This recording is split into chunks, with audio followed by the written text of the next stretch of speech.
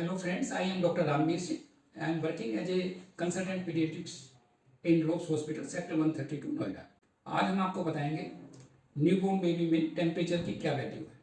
Newborn baby का temperature core temperature 36.5 होना चाहिए, जो हम एक्जिलर में थर्मामीटर लगा कर देख सकते हैं। इसके अलावा जो डिलीवरी रूम का टेम्परेचर है वो 25 डिग्री से 28 डिग्री के बीच में होना चाहिए। यदि टेम्परेचर इससे कम होता है या ज़्यादा होता है, 36.5 से कम होता है या 37.5 से ज़्यादा होता है हीट टेम्परेचर, तो बच्चे में बहुत सी कॉम्प्लिकेशन होने के चांसेस रहते हैं। सबसे पहले ये जानना बहुत ज़रूरी है कि कम या ज़्यादा उसमें क्या क्या दिक्कतें आती हैं।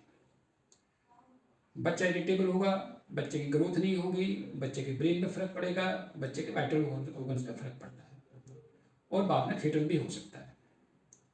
ये कम टेम्परेचर यदि बच्चे को हो गया, इसे हम हाइपोथर्मिया बोलते हैं। और यदि ज़्यादा टेम्परेचर हो जाता है 37.5 से, तो इसे हम हाइपरथर्मिया बोलते हैं। जब बेबी बोर्न होते हैं तो हम 36.5 उसका कोर टेम्परेचर एक्सपेक्ट करते हैं। तो ये जब भी हो सकता है हम उसे प्रॉपर ड्राई करके प्रॉपर क्लोथिंग में रखें, हेड कैप लगाएं, हैंड ग्लव्स लगाएं, सॉक्स पहनाएं उसको, और हम उसको एक्सपोजर से बचाएं।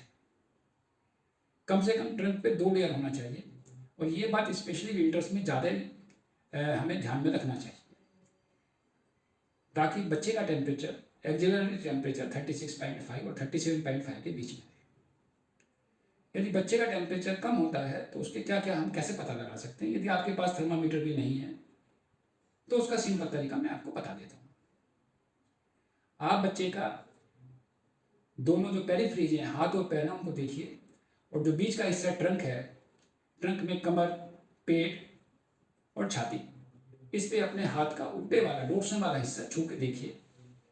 यदि तीनों वार्म हैं तो आपके बच्चे का टेम्परेचर नॉर्मल है। यदि हाथ और पैर ठंडे हैं पर बीच का हिस्सा वार्म है तो इसको कोल्ड स्ट्रेस होना शुरू हो गया है।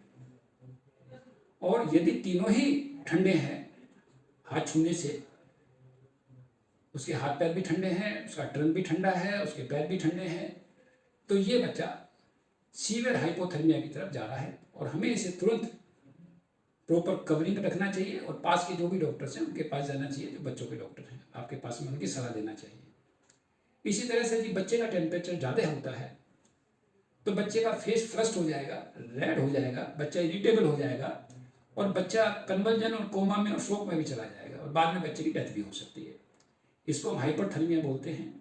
यदि ऐसे लक्षण बच्चे में हैं तो आप समझ जाइए कि ये बहुत ही सीरियस केस है और इसको तुरंत हमें किसी अच्छे पीडियाट्रिशियन को जो आपके नज़दीक हो वहाँ पे जाके सलाह लेना चाहिए। धन्यवाद।